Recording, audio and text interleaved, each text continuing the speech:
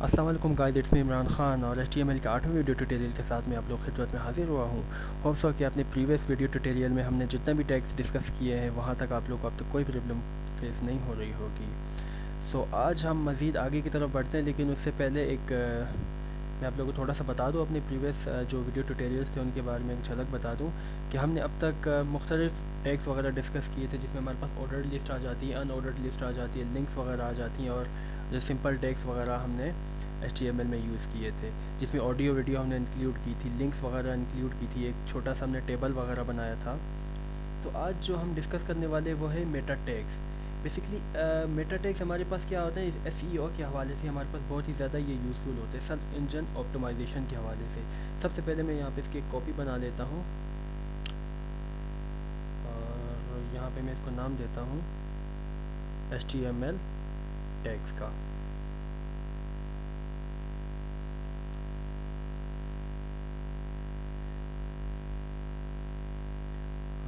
यहाँ से मैं इसे रिमूव कर देता हूँ।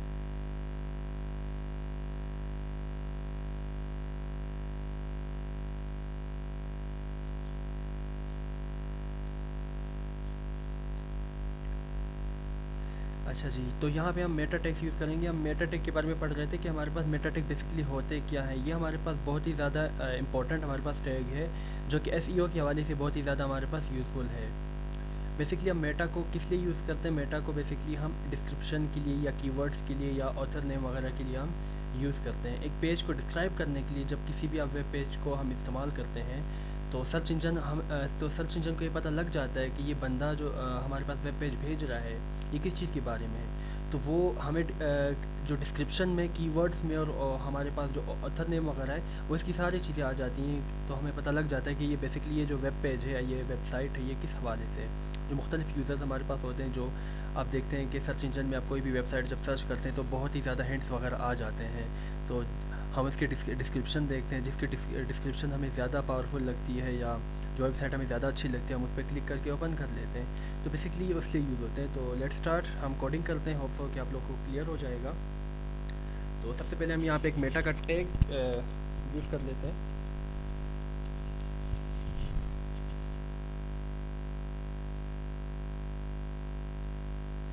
यहाँ पे हमने मेटा नेम लिख देना है और सबसे पहले मैं यहाँ पे डिस्क्रिप्शन से स्टार्ट करूँगा।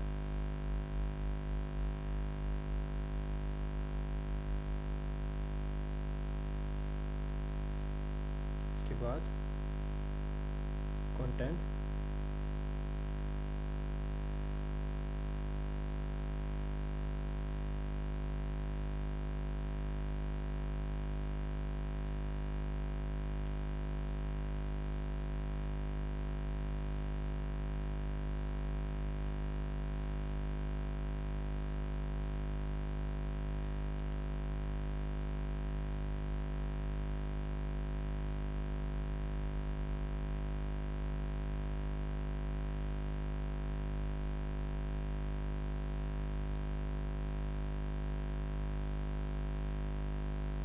तो यहाँ पे हमने डिस्क्रिप्शन में कुछ भी दे सकते हैं यहाँ से।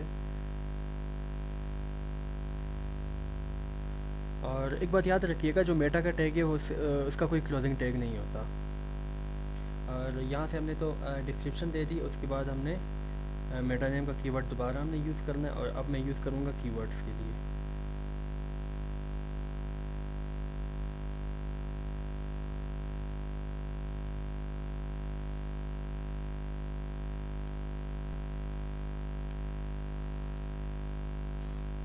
तो कीवर्ड्स में मैं कंटेंट वगैरह में कुछ भी लिख सकता हूँ। फॉर एग्जांपल मैंने यहाँ पे IT लिख दिया, कॉमा सॉफ्टवेयर्स लिख दिया, ट्यूटोरियल्स लिख दिया कीवर्ड्स में।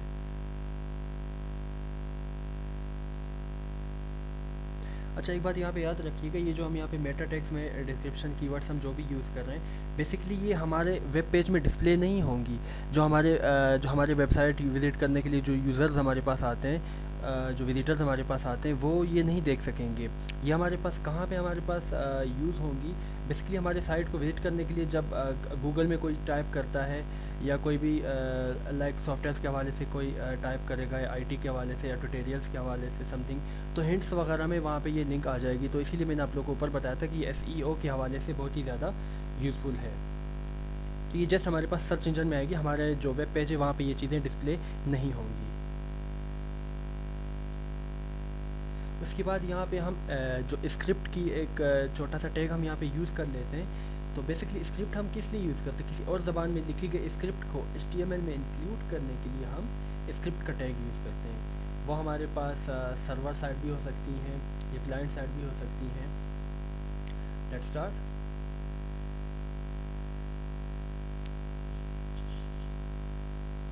स्क्रिप्ट और यहाँ से मैं इसे क्लोज कर दूंगा। और यहाँ पे जैसे कि हम पहले भी डिस्कस कर चुके हैं, यहाँ पे अलर्ट वगैरह हम यूज़ करते हैं। PHP में मैंने आप लोगों को स्क्रिप्ट का बताया था, तो अलर्ट हम यहाँ पे यूज़ करेंगे। और यहाँ पे हम कोई भी मैसेज टाइप कर सकते हैं, लाइक मैं यहाँ पे लिखता हूँ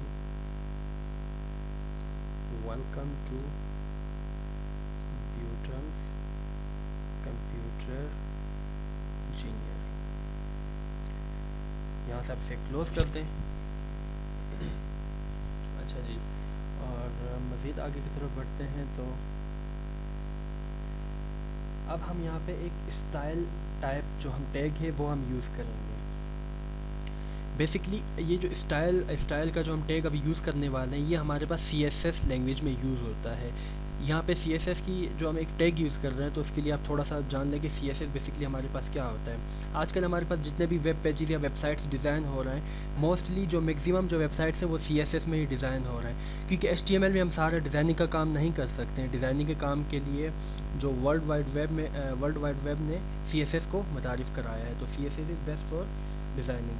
तो इसीलिए हम यहाँ पे स्टाइल के लिए हम जो है वो CSS का टैग हम यहाँ पे यूज़ कर रहे हैं।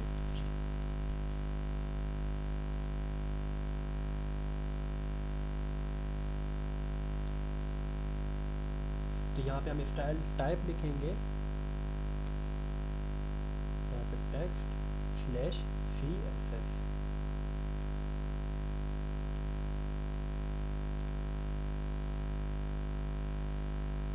यहाँ पे हम P स्टार्ट करेंगे और यहाँ पे एक ब्रैकेट स्टार्ट करेंगे। यहाँ पे एंगल ब्रैकेट्स यूज़ नहीं होंगी, क्योंकि अब इस जो स्टाइल टाइप का जो टैग है इसके अंदर हमारे पास जो भी यूज़ होगा वो CSS की कोडिंग में ही होगा, क्योंकि बेसिकली HTML और CSS की कोडिंग में हमारे पास थोड़ा सा डिफरेंस आ जाता है। तो इसीलिए यहाँ पे P मैंने लिखा, उसके बाद एक ब्रैकेट स्टार्ट की। अब यहाँ पे टेक्स्ट वगैरह अगर मैंने देना है तो उसको मैं उसको कलर वगैरह में यहाँ पे दे सकता हूँ। फॉर एग्जाम्पल कलर में यहाँ पे देता हूँ रेड, और उसके बाद मैं फॉन्ट देता हूँ यहाँ पे, फॉन्ट साइज़ में यहाँ पे देता हूँ, फॉन्ट साइज़ में इसको देता हूँ 20 pt आप दे दें या 20 पिक्सल दे दें, एक ही बात है। उसके बाद यहाँ पे बैकग्राउंड कलर में दूंगा, बैकग्राउंड कलर येलो। यहाँ से ये ब्रैकेट जो हमने स्टार्ट की थी इसे हम क्लोज कर लेंगे, और यहाँ से स्टाइल का जो हमारे पास टैग है उसे भी हम क्लोज कर देंगे।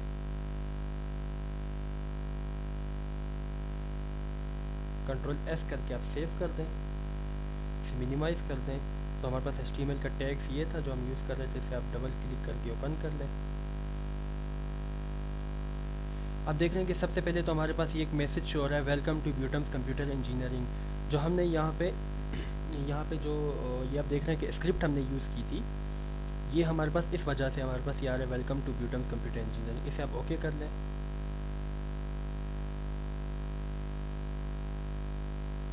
तो बाकी हमारे पास टेक्स्ट क्यों नहीं आ रहा?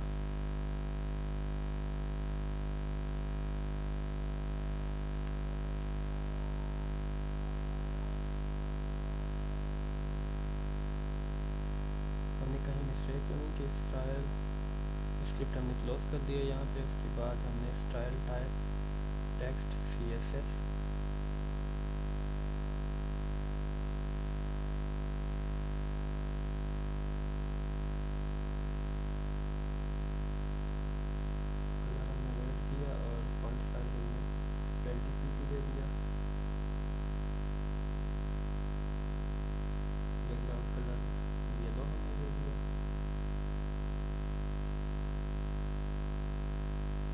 टेक्स्ट हमने यहाँ पे नहीं लिखा था, यहाँ पे टेक्स्ट वगैरह भी हम लिख लेते हैं क्योंकि वो हमारे पास ब्लैंक इसी वजह से आ रहा था।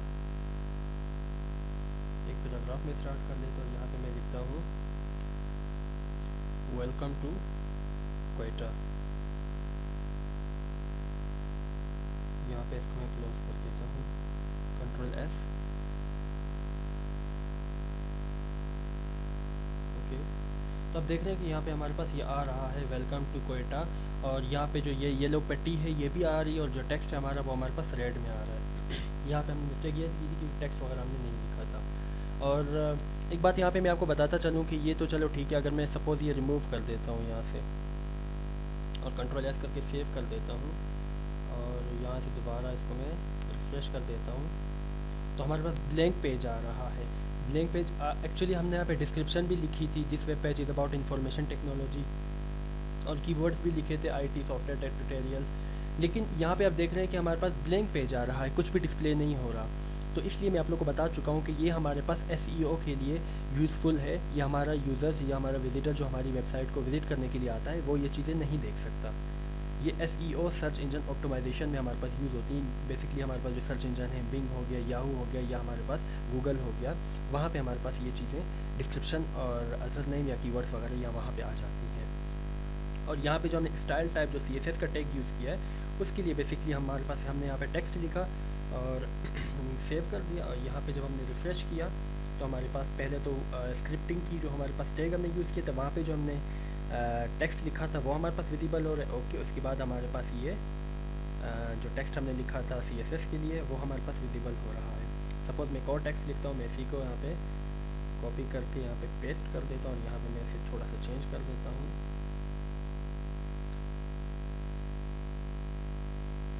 Control S.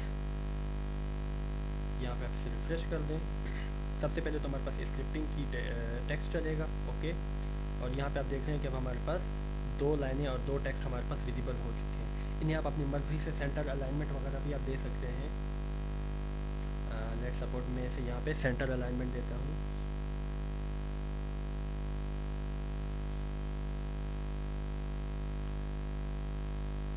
Text line centre, control S करके सेव कर दें। यहाँ पे आके आप रिफ्रेश कर दें। Okay,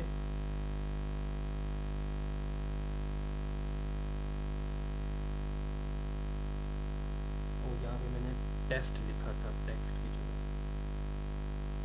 control S refresh. Okay, तो अब देख रहे हैं कि हमारे पास ये टेक्स्ट भी हमारे पास सेंटर में आ चुका है। तो बेसिकली यहाँ पे एक चीज़ मैं आप लोग बताता चलूँ, यहाँ पे जो स्टाइल का टैग हमने यूज़ किया है वो हमारे पास CSS को इम्बेड करने के लिए हमने यूज़ किया है। और इसके अलावा हमने यहाँ पे ये जो स्क्रिप्टिंग का टैग हमने यूज़ किया है वो जावास्क्रिप्ट को इम्बेड करने के लिए हमने यूज़ किया है। सो होप सो कि आज के इस ट्यूटोरियल से भी आप लोगों ने बहुत कुछ सीखा होगा। सो इंशाल्लाह अब हम प्रोजेक्ट की काफ़ी करीब पहुँच चुके हैं, चूँकि हमारे 8 वीडियो ट्यूटोरियल्स कंप्लीट हो चुके हैं। सो इंशाल्लाह अपने इनकमिंग जो प्रोजेक्ट्स हैं उनमें 1 या 2 वीडियोस हम पढ़ेंगे। उसके बाद जो हमारा लास्ट जो होगा वो प्रोजेक्ट होगा, एक वेब पेज वगैरह मैं डिज़ाइन करूँगा, तो जिसमें इंशाल्लाह आप लोग HTML का जो कॉन्सेप्ट है वो फुली क्लियर हो जाएगा। नेक्स्ट ट्यूटोरियल तक टेक केयर, गुड बाय, अल्लाह हाफिज़ एंड फ़ी अमानुल्लाह।